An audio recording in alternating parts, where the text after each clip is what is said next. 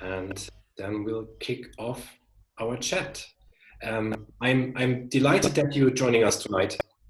As I mentioned before, my name is Marcel Krueger. I'm the books editor of the Elsewhere Journal, which is a Berlin-based online literary journal. And what we do is we publish fiction, non-fiction, interviews, features about concerts, about exhibitions, all on the topic of place. So we write about places, and that really can be anything from a city neighborhood, an island community, or even landscapes of the imagination. So this is what we do in the Elsewhere Journal. I'm delighted to have a wonderful panel on here tonight. We have Sara Bellini, who is one of our editors at the Elsewhere Journal and a writer in her own right. We have Anna Evans, a writer from West Yorkshire, is currently based in Cambridge, who also writes about place, memory, travel, and migration, and is working on a non-fiction project on the author Jean Rice. And she also has a blog, but I think we can talk about this later on. And we also have another bearded gentleman, which is Paul Scraton, which is the editor-in-chief of the Elsewhere Journal. So this really is his baby. And Paul is also an accomplished and published writer. His latest book, for example, is Am Rand, which is a German book in which he explores the edgelands of Berlin. And we talk about, or we'll talk about the Elsewhere Journal a bit now, but what I want to do first is set the tone a bit, because when we decided to have this conversation, the idea was to talk about how do we write about places that we cannot reach, especially because we started having this conversation during the first round of lockdown when all of Europe was going into the first lockdown in March and April. And everything was very uncertain, unsure, so we thought it might be a good idea to explore these themes. And I want to show you a quick excerpt of a video by a movie critic named Scout Tafoya. And what Scout Tafoya does on the rogerebert.com website is he publishes video essays about unloved movies.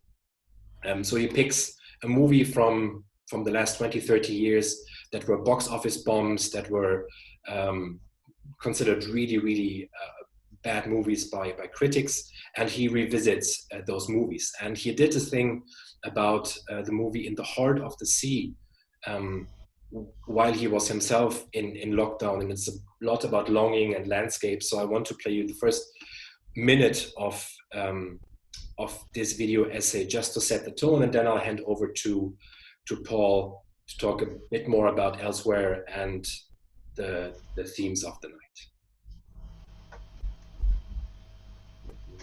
You can see my screen.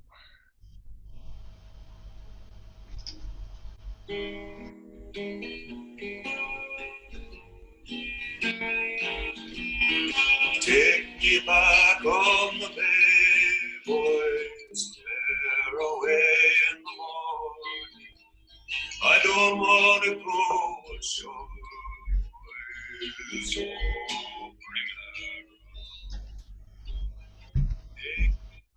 In what have you taken refuge since the start of quarantine? It was always going to be movies for me. They've been my solace and the lens through which I've seen the world since I was a child. I can't go to museums to see paintings and sculpture. I can't go out into the world to see landscapes and sunrises I cannot see. Most species of living thing with my own eyes. Movies have been my way of seeing these things. I'm too poor to travel much, and I live in a city, so I'm insulated at the best of times. But it isn't the best of times. And now my only window is a screen. So I want to fill my eyes and ears with every sight and sound I am denied inside. While a plague claims more lives than seems imaginable. And that was the short setting of the tone. Paul, maybe you want to talk a bit about Elsewhere and the series of essays that you commissioned or that you asked us to contribute to the journal when the first lockdown started. I think it was in March. Yeah, no problem. Thanks, Marcel. I think so the origin of Elsewhere was to create a platform. Originally, it was a print journal, and now it's an online journal. To create a platform of all kinds of writing and visual art that is somehow connected to place, kind of to take the concept of place writing beyond, not instead of, but beyond simply travel writing. But of course, within the virtual pages of the journal, we have a lot of almost classic travel writing or travel literature. And of course, a lot of the submissions that I get from people who'd like to write for us are based on not just them writing about the places that they know well, but the places that they visit or the places that they used to come from or that they lived in before. And the one thing that became very clear in March, I guess the first email was in March that I sent out, was that for a lot of us who have moved across borders or even within our countries, live in different places from the ones that we grew up, there will be lots of places that will become inaccessible to us after years and years of it feeling like distances, especially in Europe, have been compressed, and so you could very easily move backwards and forwards, in my case between Britain and Germany, in your case, Marcel, between Ireland and Germany, and suddenly these things that we kind of took for granted, this kind of constant movement, this possibility of constant movement was no longer there. And so then I had this and it's funny that the introduction, I guess that's Ron Howard talking in the introduction to the film. He's talking about how his kind of almost like the possibility of traveling through his imagination when he can't go anywhere through the films. And for me, it was very much the series of pictures that are on our wall in our apartment and on the above my desk, postcards from different places. And I actually came up with this idea to write my piece first, which was about a place in North Wales called Roscollon. And I know I've already seen my uncle and auntie are here in the group. That's where they're from, and that's where we spent our childhood holidays. And we were supposed to return to this May, and of course that was no longer possible. So that was in March, April, as we realized we weren't going to be able to go to Wales. That was playing quite heavy on my mind. And so then I also thought about the different people that we've had writing for Elsewhere, not just editors like Sara and Marcel, but also regular contributors like Anna, who's with us tonight. And I felt, if I'm feeling these things, I'm sure other people are too. And so I sent out a kind of a general email just to the people that had written quite a lot for us over the years. And I think nearly everybody I approached wrote something for us, because it wasn't just me that was feeling these things. And so the series was conceived as to write about the places that mean something to us that we were unable to reach. And of course, once I put that idea out, I also got back essays that were not simply about places you couldn't reach because of border controls or because of COVID-19, but also places that you can't reach because they're inaccessible to you because of time. So the distance was not physical, the distance was, it was writing about people's childhood or places that they, or their family members who are no longer with us or things like this. And so it really did open up a kind of a really interesting new area for the journal of writing about, the places of our imagination, whether they still exist or have existed in our past. Thank you, Paul. And maybe Anna, if I can start with you, maybe you can tell us what place you wrote about, and I'm going to enter the links to all of our essays into the chat now while we talk about it. But Anna, if you could tell us a bit more about the place that you wrote about, why you've decided to write about it, but also why you've decided not to write about other places. So I'm really interested in the process of elimination. So was it something that it was immediately clear to you that you want to write about this place, or was there a period that made you think about it a bit longer? Yeah, so my piece was about Sweden, and it's about my really a memory or a fragment of a memory from my grandmother's house in Sweden. So my mother's Swedish, so we pretty much went there on holiday every other year. So I got to know this particular place really well when I was a child. So it's one of those places that I definitely know, kind of, that I can picture it in my mind, and I can kind of retrace a route through all the different places there and the different, it's very familiar to me in that way. So, and I think it's somewhere I've been wanting to write about for quite a long time, and I've just been trying to find different ways to do that. So I think this piece kind of seemed like the opportunity to do it, and it kind of was based around a memory of being in the kitchen of the house, and it's kind of quite a homely sort of scene, but at the same time it's away from home. And I'm quite interested in that kind of dichotomy where it was kind of home but it wasn't home, and I think that has been very influential for me. I kind of wanted to. What do you think to make it? I'm saying no. What do you want then? Sorry, but yeah, so I think in the piece I'm trying to kind of put forward that idea that it's somewhere I know very well, but it's also kind of through the lens of childhood. So it's like little glimpses or threads of memory, like not really, almost not completely tangible, or like partial in some way, and also in that kind of way of being a child where everything is kind of on one level. So Sweden for me is a lot about my mother and my family, and it's also about like books and stories, because of all the books that we read when we were kids, like things like Astrid Lindgren and the Moomins, and Swedish folk tales and things like that.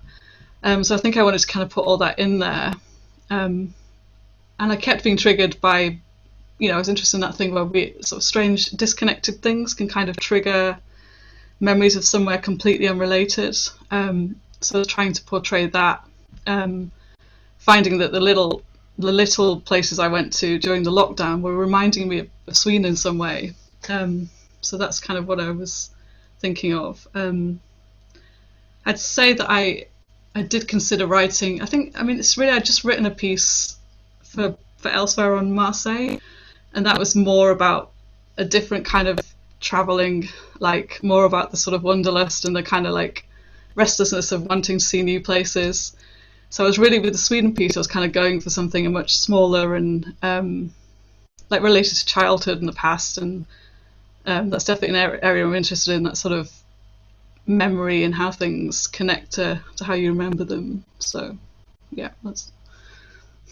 that is quite interesting, because I just realized that all except my piece were about places related to family, to upbringing, and I think, Sarah, your piece is also related to your grandparents. Is that correct?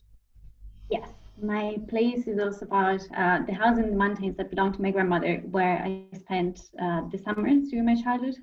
So it's quite similar to Anna's. And the reason why I chose that was that I wanted to focus on the feeling of home. What does home mean to me?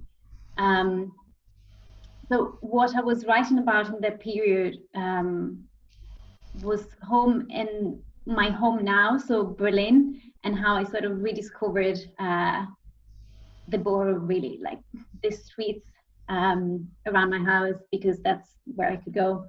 And then places that make me feel like home, where I go often, like Ireland, for example. And then I decided to start with this one because I thought these sets the tone. I thought the other pieces don't make sense without this one, in a way, because that place is what defined for me what home means. And it also defined what makes a place special, in a way. Why was that place so special to me? Because of because of the people that were there, and the atmosphere, and the landscape itself, I would say. And in a way, it was so much part of the landscape was so much part of that experience that whenever I go to a forest somewhere, I sort of have memories of that place. because it really defined what it meant to me to be in the mountains, in the woods with my family. So yeah, I would say the reason why I focus on this piece is because what was important for me was the feeling and how that defined the next 30 years of my life. Sort of. If I could ask you, because that's quite interesting that you said whenever you go to a forest, it reminds you of that place. Does this apply to all forests? Because I have, living in Ireland and coming to Germany, where the landscape is quite different than going to a German forest, and Paul and I, we've talked about German forests for quite a while before, but whenever I go to a German forest, I have mostly negative feelings because of the whole German ballast of, like all the bad stuff that's hidden in the woods. So is this for you unrelated to where the actual forest is, or is there a difference in, how you feel about the forest in itself? I think it's related to the nature itself as well, because of course, a beech forest is very different from a pine forest, and the birds that you have and the smell, etc., etc.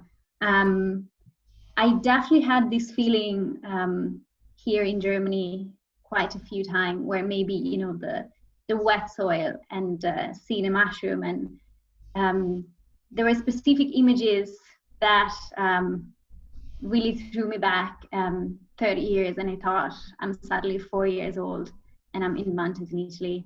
And as Anna was talking about earlier, I wanted to explore that as well, how certain images are so impressed in our mind that we find them everywhere, even if you are on the other side of the world, but you can still find something familiar.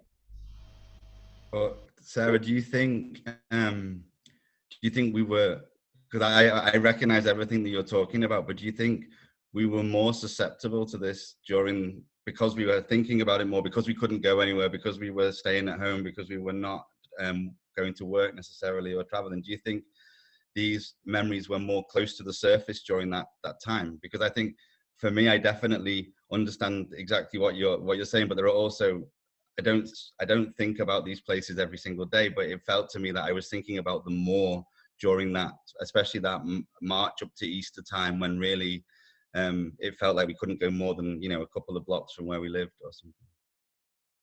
Yes, absolutely. I think what happened for me personally was that I sort of started the lockdown mentally a bit earlier when my family started in Italy. And so it was sort of natural for me to go back there, to sort of, I was worrying about my grandmother, and so I was writing about that. Those were the thoughts.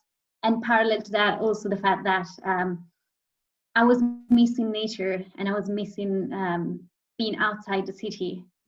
So that's also something I wanted to write about, because that's what I was missing in that moment. Yeah. And Paul, how was that for you? Why did you pick Wales? Obviously, there's the family connection, but why did you not write about wedding, for example? Because that was actually what I was thinking that you would do, that you would actually write about the place right behind your front door.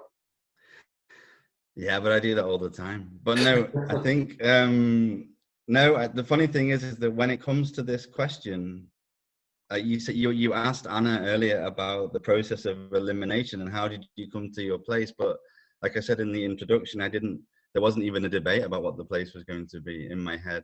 It was clearly this place, and I mean, for slightly less serious reasons than Sarah mentions, like her mind was on her grandma because she was worried about her. Mine was more because we were supposed to be going for a family birthday and to all be together in this place. And I think what's interesting to listen to both Anna and Sarah talk is how much of this stuff is, of course, the landscape matters and the smell of the trees and the birds and all that stuff, but these things are rooted, they're kind of, the importance of places for me is very much rooted in people. And so those triggers that you need to remind you of those places, the thing that comes to my mind when I have that kind of sensation, I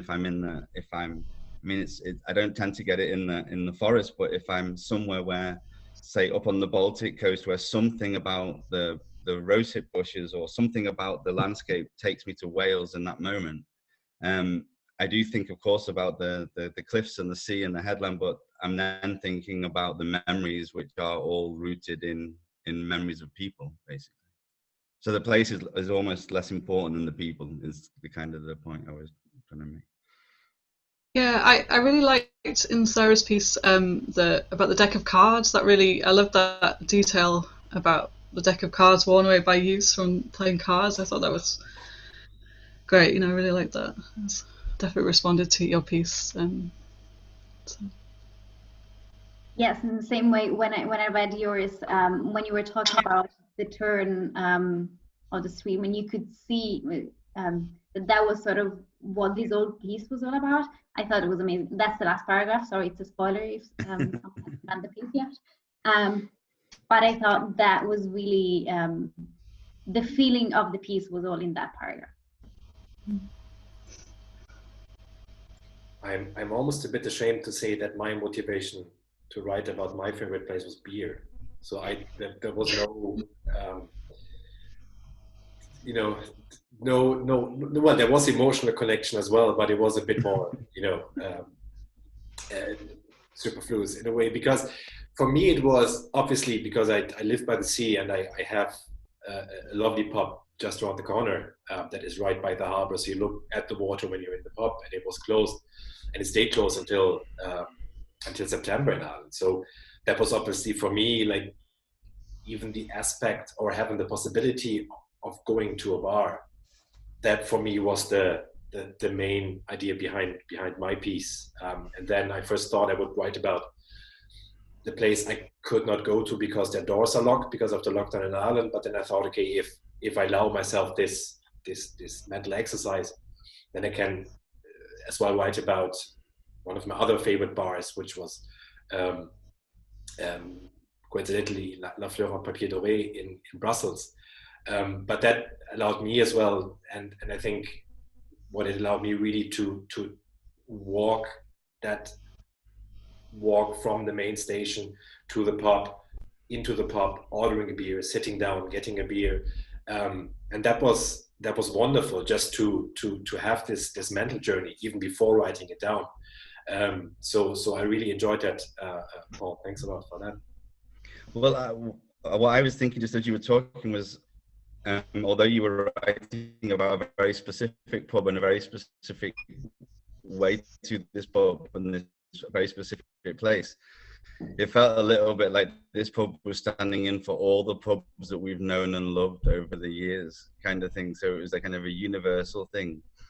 And that's what I found throughout a lot of the pieces, that they're incredibly specific when you're talking about a pack of cards in a grandmother's kitchen, or you're talking about a very specific landscape. But the funny thing was that I felt like I had my own versions of all these stories when I read them. I had these places of my own, and I think that's why people really, these essays resonated with people, was because you not only are interested to learn about what kind of places and memories are important to people and read their lovely writing and their descriptive writing, but also because you feel these trigger then memories of your own. So just the process of reading these essays creates one of these mental journeys. So I've never been to the pub that you're talking about, but reading your piece made me think of, funnily enough, I was thinking about the pub that you were going to write about originally, which is the Spirit Store in Dundalk, because I was thinking, I'd love to be in a pub with Marcel, So I think that's what I liked about, and I hope people will go and look at the whole series, because you can click on the little tag, Memories of Elsa, and all the essays are there. And they're all very different in style and tone, but I think, like, for me, definitely as the editor, I felt like I had my own version of all these stories, and that was really, really interesting. I want to briefly talk about not the negative aspect of Wanderlust, but I think what is striking, that obviously the places we wrote about, we went to happy places, positive places that we connect with positive memories and positive thoughts. And I wonder if this is something naturally that when we have Wanderlust, or when we long for places that we'd like to visit, if this is initially a longing for something positive. So is it almost a form of escapism in a way? Or because I think this is something that is not only related to the pandemic, but I think there's also something that's related to climate change. I think in the future we will no longer be able to visit places as easily, or I hope people think twice about hopping on a Ryanair plane to a place. So I wonder if this notion of escapism in place is something that we'll see more in the future, or what do you think about what has that pandemic changed in the way we write about place? And maybe you, because you said that it was the first time that you actually wrote about that place, so that is interesting. Was this notion of positivity, of home, or were there other aspects in coming into your piece as well? Yeah, I think it was, I did tend to start to think about childhood things and places quite a lot. So it was other places I was thinking about as well. But I don't know, I think at the start I kind of found the lockdown made me sort of focus in on things a little bit. But at the same time, I do think that I tend to be, all my best ideas happen sort of on the move, and I sort of need that constant movement, or the possibility of that constant movement to be inspired. So I think it's been quite challenging for me to try and think in another way, and to try and come up with another way of dealing with the sort of distance, and at least there's a possibility that you could get to these places. But I don't know, I was wondering if maybe the pandemic and so on might make us kind of reevaluate that sort of distance, or writing could kind of bring places a little bit closer, if that makes sense. Or we can use our writing to break down that distance, or sort of reevaluate it, so that we can, people have been finding movement, been exploring the places closer to them. And I suppose what I'm trying to say is that maybe those kind of little movements can become more important, and we've had to pay attention to what's in front of us a little bit more. Because I think I tend to write better about things in the past, or things that I tend to like to put a distance between things. But this has kind of made me have to confront that in a way, and kind of try and write about what's in front of me, what's happening now, which was quite a challenge for me, I think. So I've just been trying to think about maybe that's another way to reevaluate my relationship to that sort of longing and that sort of restlessness that I feel is like a part of me. Yeah, if that makes sense. It does, and I like the notion that you mentioned of the smaller places in front of our door.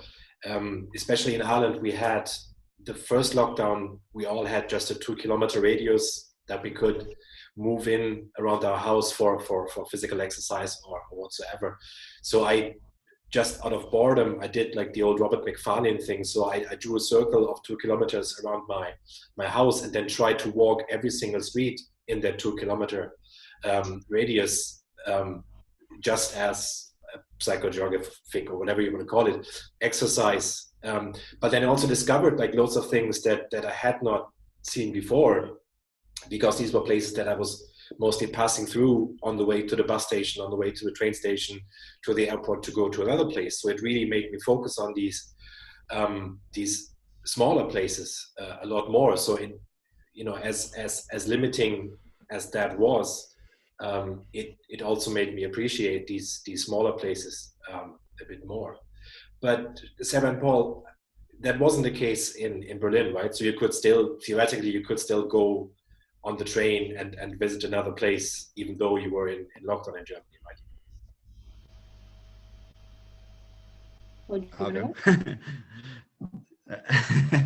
Well, yeah. So we could still travel, but of course, what you can do and what you feel like you should do also changes depending on your mood and how you feel that the whole situation is. What I was really interested about, Anna was just talking about, is this like idea of this need. Like, I think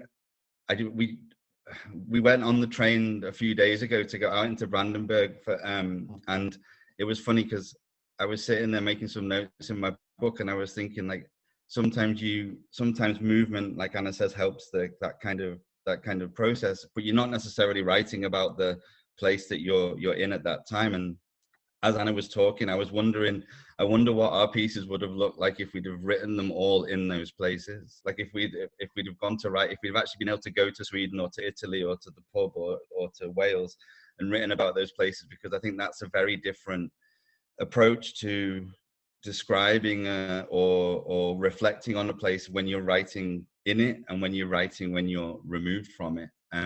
And so maybe once this is all over, that's what everyone has to do. We all have to go to our places and write a second essay about the places that we wrote about in the first one. Perfect. That's a bit difficult for me because my grandma doesn't live there anymore, so I will have to ask the people in there. Break in. Just have to break in. Yeah. Yeah, I mean, as Paul said, we were allowed to go out. We had a bit more freedom, but of course, it's not about only what you can do, but what you think you should do, what you feel comfortable doing. But as Anna was saying as well, I definitely focus more on where I am rather than where I want to go. So every day now I go out and go for a walk in Prenzlauberg, which is a wonderful area in Berlin, and it's full of history, and literally you turn a corner and there are so many layers of history, you know, like recent history, older history, and it's so beautiful. And I really love that. And I love that although I've been living here in the same place for 6 years, and there are still things that I hadn't noticed yet because I wasn't just paying attention.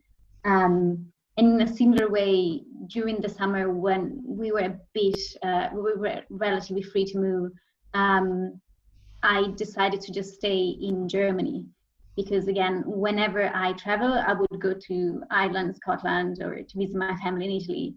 But I rarely travel within Germany. And I thought, you know, it's so easy. The Deutsche Bahn is great. You know, you can just travel by train, which is something that I was doing earlier anyway. So my last trip was, I went to Scotland by train from Berlin, which is something I would recommend. And as Marcel was mentioning before, I think people started perceiving travel in a different way. The way you do it, why you do it. So rather than, you know, taking a Ryanair plane, flying to another country for the weekend and then coming back, maybe it's worth taking a train so that you can also, you know, look outside the window, and it takes a bit longer, but the feelings that you find are very different than just sort of rushing through one experience and the next, I would say. But, and that's a question for all of you, do you think the way we as writers approach plays and write about plays will have changed or has changed through the pandemic and will change going forward, you know, with the climate catastrophe and so on? Because, for example, I was writing a book about Iceland this year, and initially I planned to go and do my research, or not the research, but to do like the fact checking and visit the places I was going to write about, see if you know, the museums are still open and so on. And I could not go because my flight to Iceland was canceled, so I couldn't go. So I had to write and finish that book. And I felt like a scribe in the 18th century who has to rely on the stories of sailors coming in from an expedition in the North Sea, bringing back the tales of the volcanoes and the icebergs and so on. Obviously, I could ring the places and verify the things I needed to verify for my book, but I could not go physically. I could not be in that place, which was a really strange feeling because all my writing before that, if writing about a place specifically, was very important for me to be in that place actually. And this year, I couldn't do it. I don't know if this means the book is better or worse, but it felt different, the writing process and the research process. Is that something that well, sorry, go ahead. Yeah, I was going to say that Caspar David Friedrich painted the Watzmann and he'd never seen it. So I think it's always possible to write about these places even if you've never been there. But I actually think the question's it's a bit deeper than that. I think it's more about the kind of, if we see ourselves as place writers or travel writers, it's about the choice of places that we decide to write about and the responsibility. Like I write for a magazine called Hidden Europe, and in one of the issues this year, Nikki, the editor, Nikki Gardner, she wrote a piece about what does it mean to be a travel writer when we come out the other side of the pandemic. Like, what does it mean? What does travel journalism mean? What does it mean to be promoting travel through journalism, through literature, through making films, whatever it might be? And I mean, you know that better than anyone when it comes to Iceland, what the dangers and the problems of a place becoming so incredibly popular, what it does to the place, and that's only going to get worse. So I'm hoping that this whole process allows for a bit of a reset, not just in the kind of the industry sense, but also we think a little bit about what kind of places do we write about, what kind of journeys do we go on to write, and to also see that not every journey has to be, you know, a transatlantic flight or a continental flight, or that there are stories that can be told locally, and maybe actually local storytellers might also have something, you know, why go to Argentina to write about it? Why not read an Argentinian writer? You know, little things like this. Anna, what do you think? Yeah, it's interesting. I say it's quite interesting to hear about your experience of finishing a book about Iceland at a distance. It's quite a big question. I think because at the moment I'm sort of writing about my project at the moment sort of is asking exactly that question, and it kind of has been. So it's interesting that this comes up, because my project is kind of all about that. It's sort of, I've made a decision to write about this particular author that I have a connection with, Jean Rhys, and to kind of go to the places that she writes about in her fiction. So I'm kind of connecting to real places, but that are written out on a fictional sense, because you can kind of map these places through her books. And I think the whole time I've been asking myself that question, like, what is it that makes me actually want to go there? And, you know, you can actually just map these places out, you know, online, or you can actually just research them from a distance. And I think that's actually the question my project's kind of asking, in a roundabout way.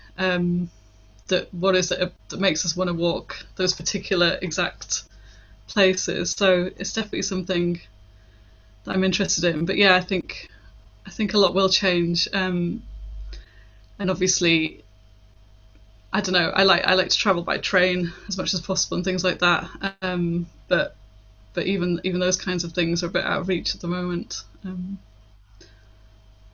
Well, at least we're on the good side traveling by train, you know, in terms of our carbon footprint. So yeah, for train travel. Sarah, what do you think? Will it change the way, or has it changed the way you write about place this year?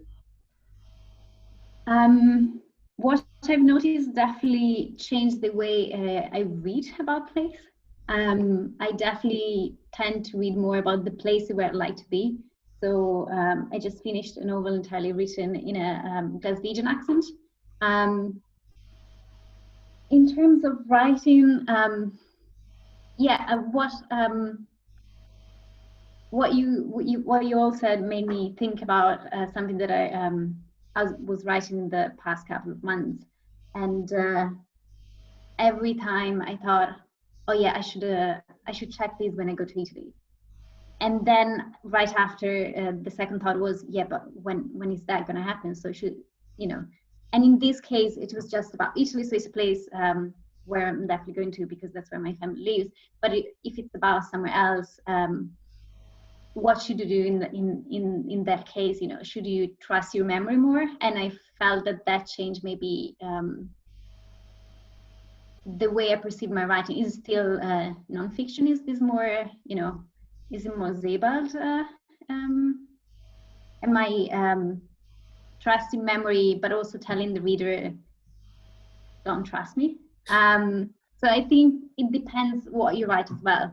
What I write is creative nonfiction, I would say. So in those terms, if I change some little details, it doesn't matter too much. But yeah, so for me, it was more a question of how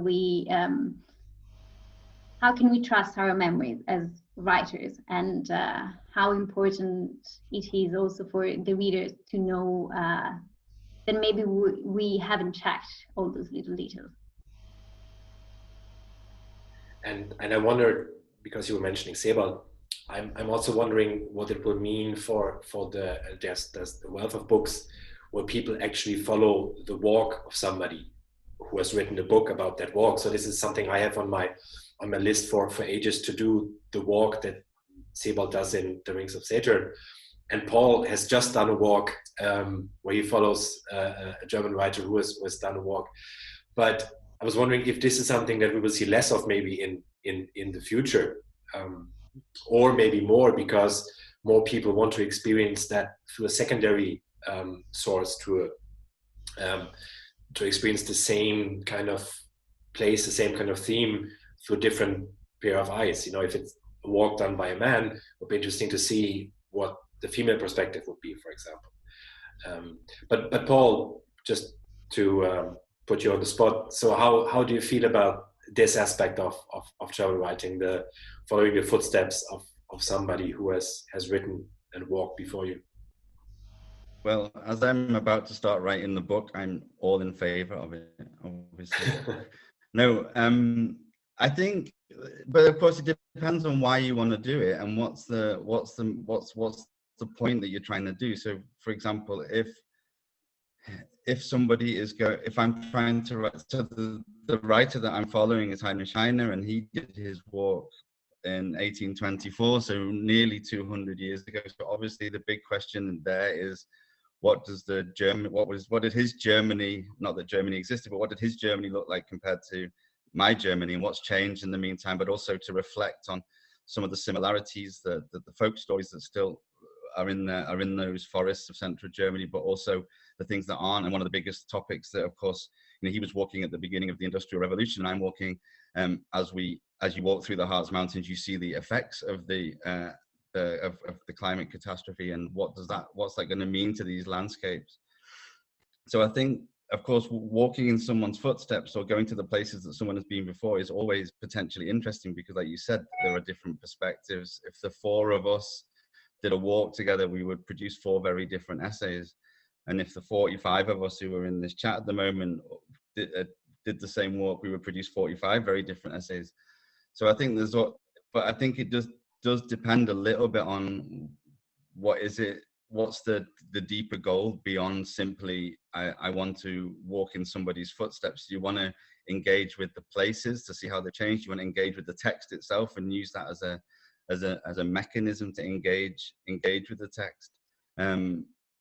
So I think this has always been interesting. I think one of the books I've got on my shelf is from, I don't remember the date exactly, but Hans Christian Andersen read the Harz Diary by Heinrich Heine, and then he went to the Harz and he did the walk not long after. So this has obviously been something that's always been with us. And I guess the more walks people do, and the more books are written about, and the more people that will want to follow in those footsteps. But I'm interested to know from you, Marcel. You said that you've always wanted to do that walk, Sebald's walk. Do you want to do that with the aim of writing something, or do you just want to do it because that book means so much to you? Like, is it an artistic endeavor in the outset, or is it more of a personal journey type thing? No, that's this purely a personal thing, just because it's my favorite book. And then obviously in the movie about the book, in Patience After Sebald, Robert McFarlane has done the walk and says it's a lovely walk in the sun.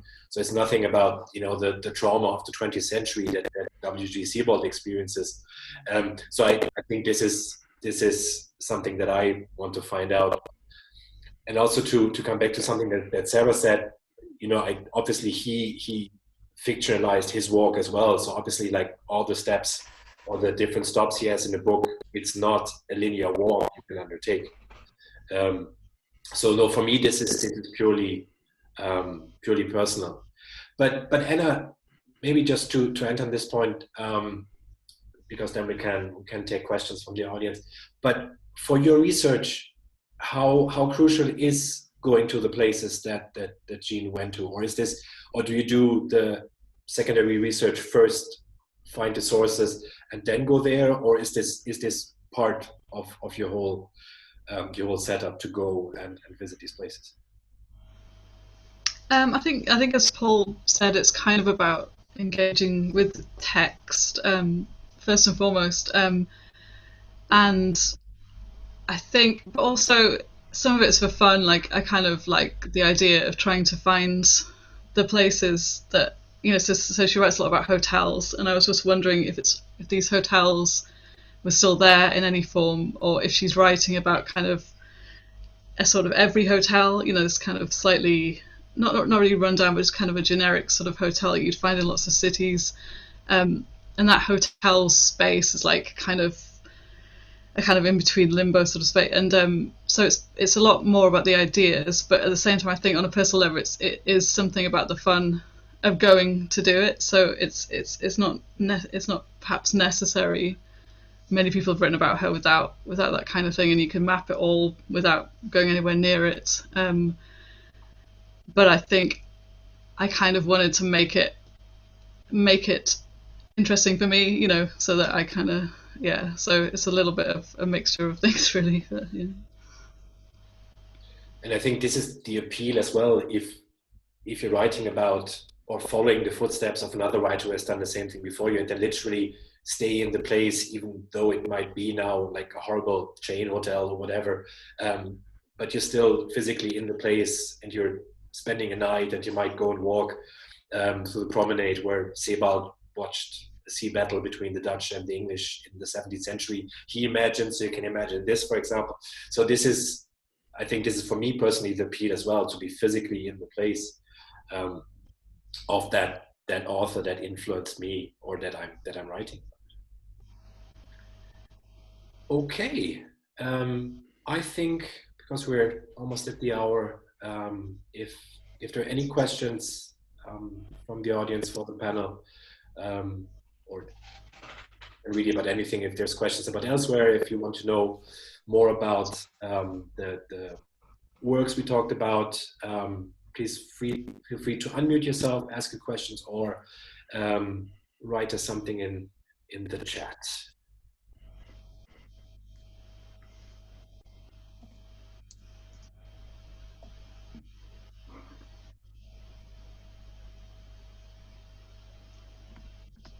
Marcel, are you going to give us the links to all the pieces? They are already in the chat theoretically, but I think I sent them to everyone in the waiting room and not the main chat. Look at me. Yeah, the magic of Zoom. Actually, I'm putting them in.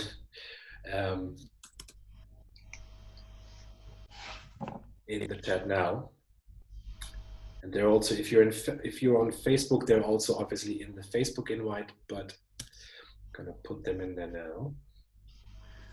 While you're doing that, should I start answering Tim's question? Please do. Yes. So Tim asked to all of us, are there any places that you have decided not to write about?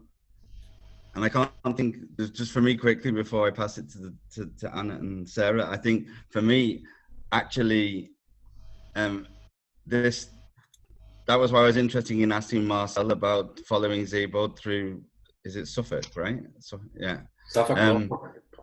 Yeah, but that's one place that, I mean, it feels like everybody that I know that is interested in place writing has been there over the last 15 to 20 years and written about it. So that's probably one place that I would think twice about going to add to the chorus.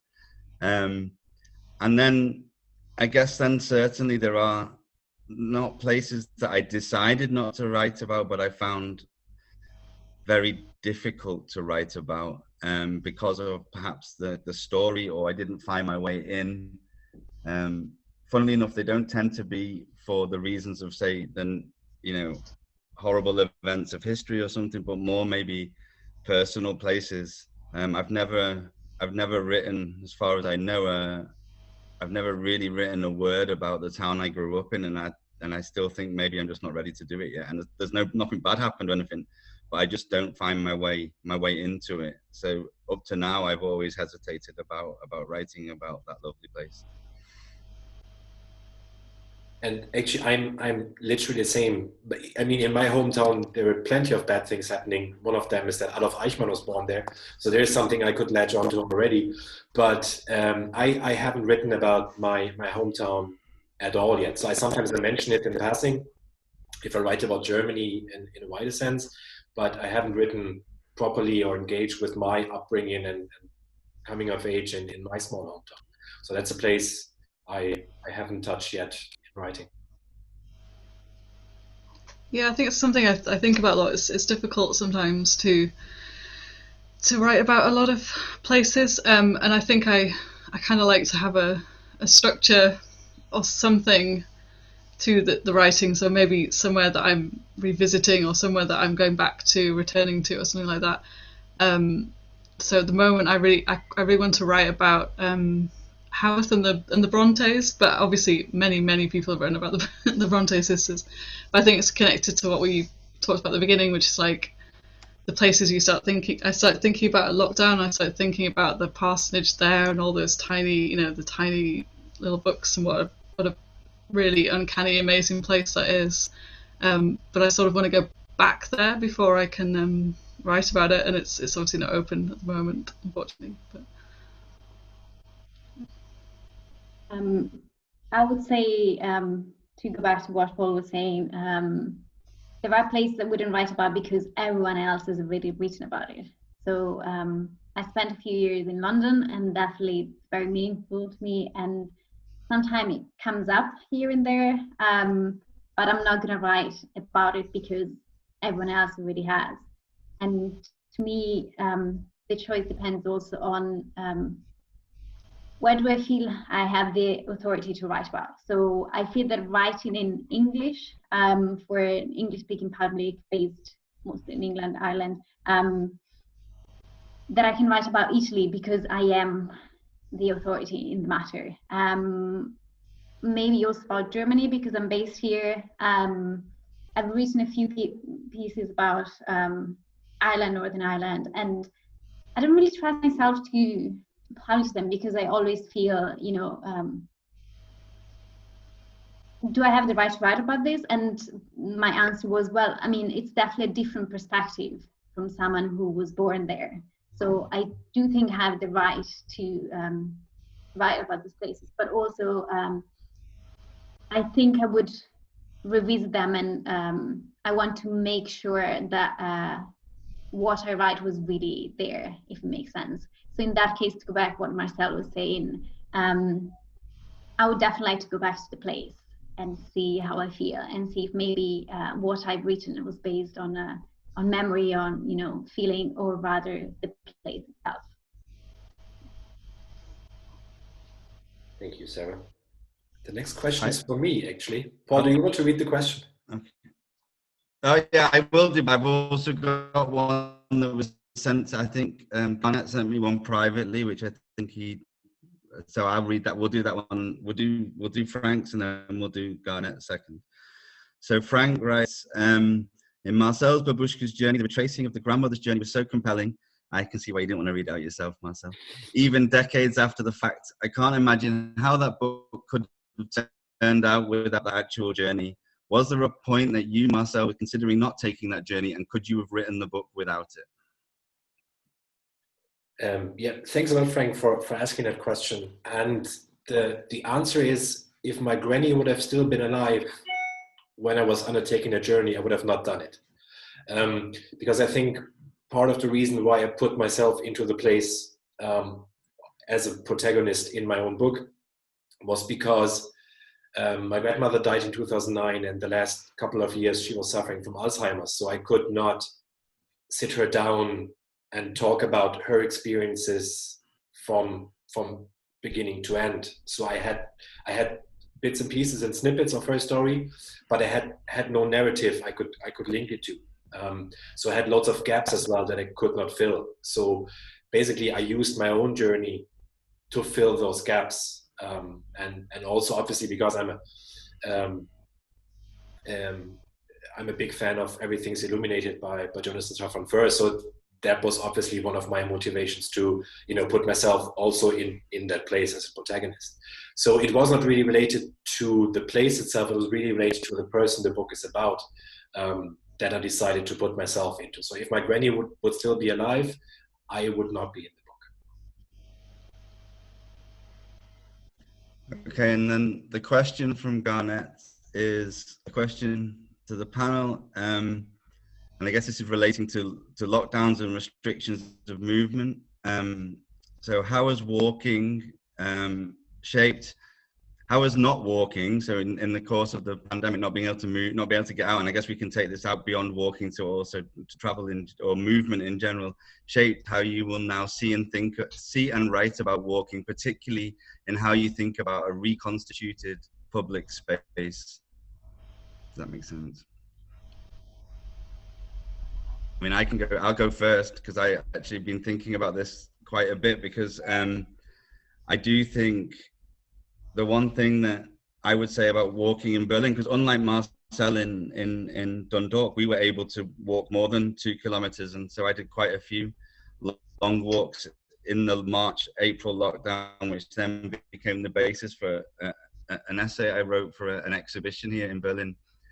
And for me, it was interesting to see how people's behavior changed at that time, but also how the pandemic, or the effect of the pandemic, lifted the mask a little bit, especially on the center of Berlin, which you realized how few people now lived in the center of town because there was nobody there. Once the tourists were not there, there was nobody there. And whereas my neighborhood of Wedding, Sarah's neighborhood of Prenzlauer Berg were still quite busy with people, you realized how the areas of the center of the city that used to be high residential neighborhoods have become stripped of those populations over the course of the last 10, 15 years through the rise of second home ownership, Airbnbs, things like this. And so I think the question directly is, when I walk in the future, I'll be much more questioning of, okay, what is it that I'm actually seeing? Like, am I seeing a thriving residential neighborhood, or am I seeing a neighborhood that is actually almost entirely a transient population? I think it just will encourage me to think a little bit more deeply about the places, especially the places I don't know very well and that I'm seeing for the first time.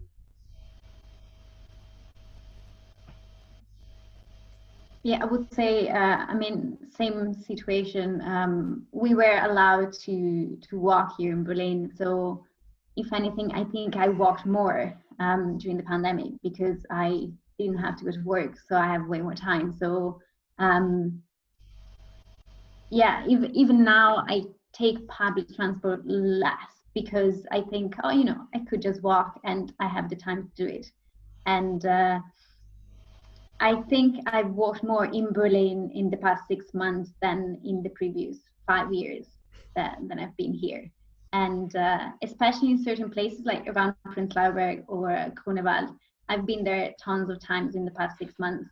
And I would say each time was a different experience. So that made me think more about the fact that to go back to what Marcel and Paul were saying earlier, we can all go to the same place and write very different things about it. depending on who we are, but also depending on, you know, the moment when we're writing about it. So definitely Berlin during the pandemic was a very different Berlin from before and probably from after as well.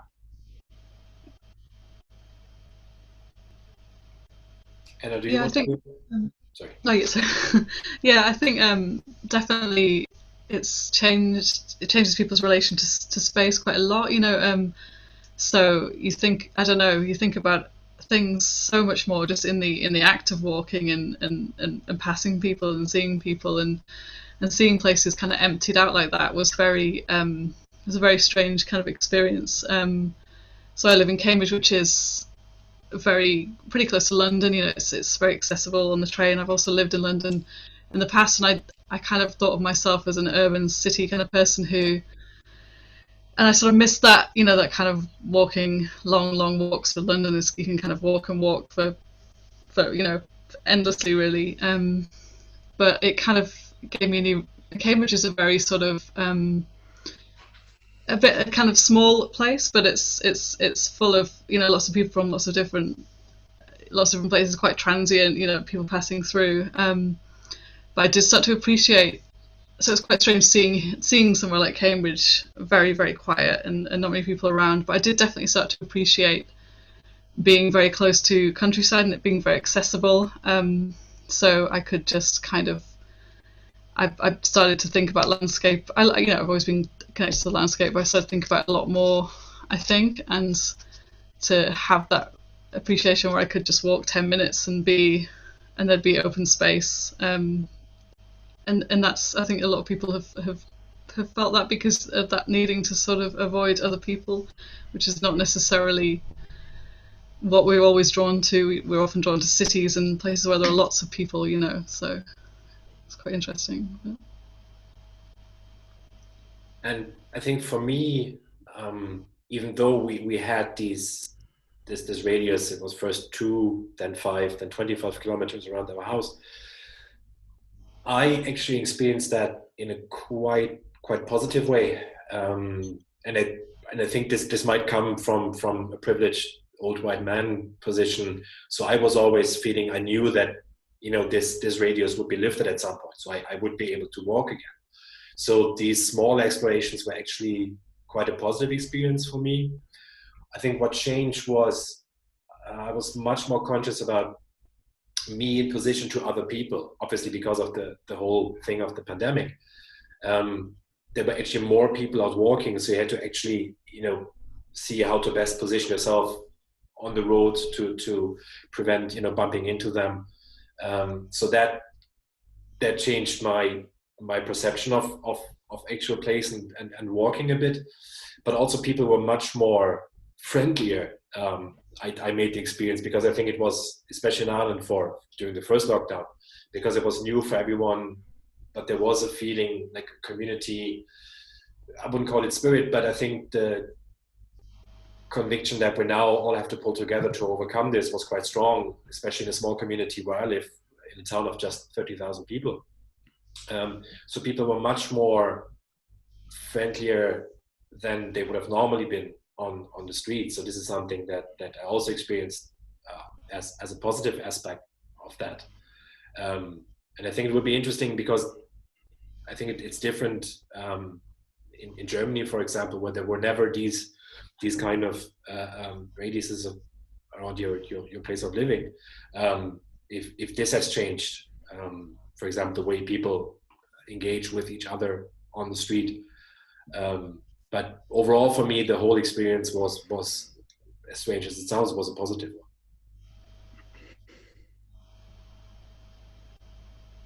Okay, we're almost 10 minutes over, and if there are no other questions, I think we're at the end of our little chat. Thank you very much, Anna, Sarah, Paul. It was a pleasure chatting with you. Thanks everyone for joining. And as I mentioned before, we have recorded this. We'll put it up on elsewhere-journal.com, where you can not only find the recording of this call, but many other brilliant pieces of writing. very soon. So yeah, I thank you very much. I hope you enjoy the holidays if you're celebrating them, and I'm pretty sure 2021 will be a better year than this one. Thank you very much. Have a good evening wherever you are. Chat soon. Thank you, Marcel.